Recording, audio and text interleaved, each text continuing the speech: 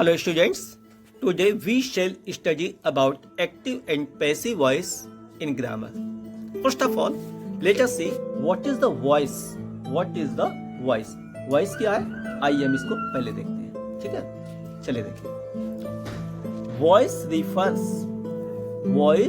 refers to the form of the verb. Voice refers to the form of the verb that shows whether the subject of a sentence performs the action or is affected by it. कहने का मतलब ये है, voice refers to the form of the verb. Voice जो है उस verb की form को refer करता है. That shows, जो ये दिखलाता है, that the subject of a sentence performs the action, यानी उस सेंटेंस का सब्जेक्ट उसको परफॉर्म कर रहा है और अथवा इज अफेक्टेड बाय इट, या उस वर्ब के द्वारा खुद ही वो प्रभावित हो रहा है, खुद वही प्रभावित हो रहा है. इस बात को वॉइस दर्शाता है. समझा? इट मीन्स, इसका मतलब ये हुआ, an action of a subject in relation to an object. क्या कह रहा है? It means an action of a subject, an action of a subject in relation to an object. ध्यान दीजिए, it means इसका मतलब यह है an action of a subject. किसी सब्जेक्ट का जो एक्शन है, किसके लिए? in relation to an object, किसी ऑब्जेक्ट के बारे में यदि कोई बात बताई जाए, is expressed in two ways, दो तरीकों से बताया जाता है. known as, जिसे ऐसे जाना जाता है, क्या? Active voice and passive voice. समझा? यानी सब्जेक्ट के द्वारा जो कर्म किया जा रहा है उसे दो तरीके से कहा जाता है. दो जान, active voice and passive voice. तो वॉइस के बारे में आप समझ गया.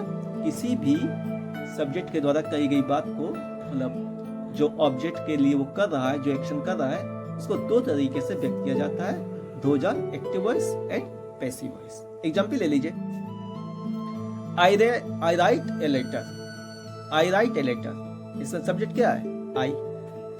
I write a letter. मैं एक पत्र लिखता हूँ. तो I सब्जेक्ट है, ये खुद डायरेक्ट काम कर रहा है. और ये इसका जो पैसिव वॉइस क्या होगा? A letter is written by me. A letter is written by me. यानी पत्र मेरे द्वारा लिखा जाता है. बात वही है, घुमा के कही जा रही बात, लेकिन थोड़ा सा अंतर हो जा रहा है. इसमें ऑब्जेक्ट जो है पहले प्रस्तुत किया जा रहा है और एक्टिव वॉइस में सब्जेक्ट पहले था. समझा? पहले सब्जेक्ट था आई राइट ए लेटर, और पैसिव बनाते समय अ लेटर, इसको पहले प्रस्तुत करें. A letter is written by. ठीक है? नेक्स्ट देखिए. Ravi killed a rat. Ravi killed a rat, यहाँ पे रवि जो सब्जेक्ट है. Ravi killed a rat, Ravi ने चूहे को मारा. यहाँ पे सब्जेक्ट प्रधान है, उस ये एक्टिव वॉइस हुआ. इसी बात को घुमा के कहा जा रहा है a rat was killed by Ravi. बात वही है, रवि किल्ड ए रैट या a rat was killed by Ravi. बात दोनों द सेम है, लेकिन एक में जो है सब्जेक्ट जो है प्रधान है और दूसरे में जो है ऑब्जेक्ट प्रधान है. समझे आप? तो जिसमें सब्जेक्ट जो है प्राइम हो उसे हम कहेंगे एक्टिव वॉइस, और जिसमें ऑब्जेक्ट हो फर्स्ट ऑफ ऑल उसे हम कहेंगे पैसिव वॉइस. अब चलते हैं, जानते हैं कि एक्टिव और पैसिव वॉइस को कैसे हम डिफाइन करेंगे. चलिए. Active voice.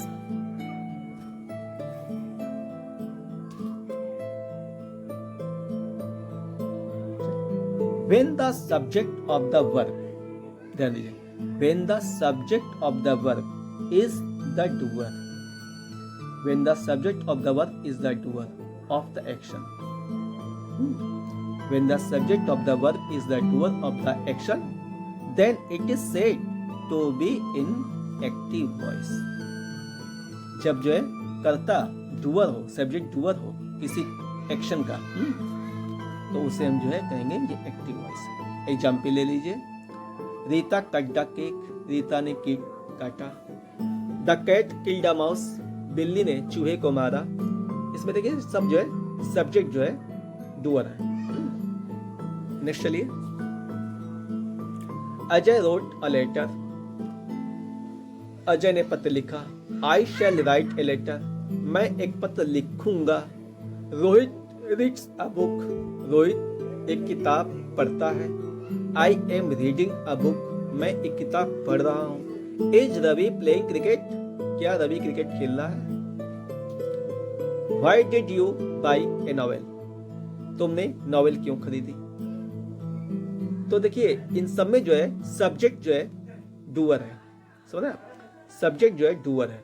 यहाँ पे अजय हुआ, आई हुआ, रोहित हुआ, आई हुआ, और इसमें भी जो है पूछ रहा है Ravi, is Ravi playing cricket, तो रवि जो सब्जेक्ट है, डूअर वही है, ठीक ना। Why did you buy a novel, you यानी आपने खरीदा, तो डूअर कौन है, यू है, तो इन्हें हम कहेंगे this sentences are all in active voice, ठीक ना। चलिए चलते हैं हम next, passive voice. What is the passive voice, चलिए, when the verb in a sentence shows, when the verb in a sentence shows that the subject is not doer, क्या दिखलाए, जब ये दिखलाए that the subject is not doer of the action, कि उस action का doer जो subject नहीं है, then the sentence is in passive voice, तब कहेंगे कि वो सेंटेंस जो है पैसिव वॉइस में है, ठीक है। इट मीन्स, इसका मतलब ये हुआ when the subject receives the action, यानी जो सब्जेक्ट जो है वो एक्शन को रिसीव कर रहा है। इट मीन्स, इसका मतलब ये हुआ when the subject receives the action of the verb, उस वर्ब का एक्शन वो रिसीव कर रहा है, it is said to be in passive voice, तो कहा जाएगा कि वो पैसिव वॉइस में सेंटेंस है। एग्जाम्पल लीजिए बेटा, ये एग्जाम्पल मैं वही दे रहा हूँ जो अभी मैंने उसमें एक्टिव वॉइस में दिया है, ठीक ना, उसी को मैं कन्वर्ट कर दे रहा हूँ पैसिव वॉइस में। देखिए उसमें था रीता कट द केक, इसको हमने कर दिया the cake was cut by Rita, बात वही है, केक जो है रीता द्वारा काटा गया, लेकिन इसमें द केक पहले आ गया, the cake was cut by Rita, ठीक ना। नेक्स्ट था आपका the cat killed the mouse, अब इसमें हो जाएगा आपका the mouse was killed by the cat, ठीक है ना। अजय रोट ए लेटर था ना, तो उसमें हो जाएगा a letter was written by Ajay, यानी अजय के द्वारा पत्र लिखा गया, इस तरह से। नेक्स्ट चलिए,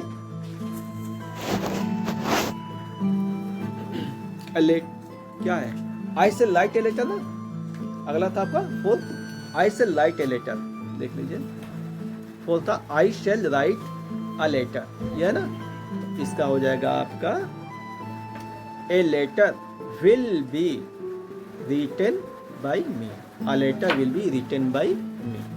फिफ्थ चलिए, फिफ्थ आपका था Rohit reads a book, Rohit reads a book, तो इसका फिफ्थ क्या हो जाएगा, a book, a book is read by Rohit, ठीक है।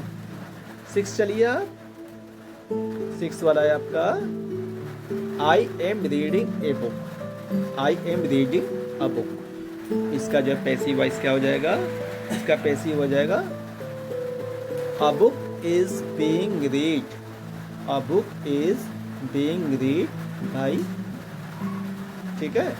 सेवेंथ चलिए,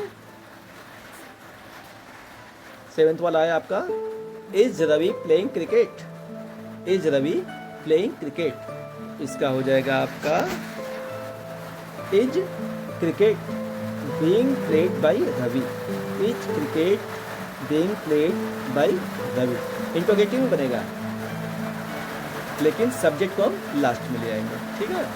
और 8 वाला था आपका 8वां, why did you buy a novel, why did you buy a novel, इसका हो जाएगा आपका why was a novel bought by, why was a novel bought by. तो आप ये देख रहे हैं कि पैसिव बनाते समय हमेशा सब्जेक्ट को जो लास्ट में ले आएंगे, उसके पहले बाई का यूज करेंगे और वर्ब की थर्ड फॉर्म का यूज करेंगे। ठीक है, इन रूल्स को जो है नेक्स्ट डे आपको देंगे। फिलहाल आज आप इतना अपनी कॉपी में नोट कर लीजिए, ठीक है ना। What is the active voice and what is the passive voice with examples please right in your notebooks. That's all.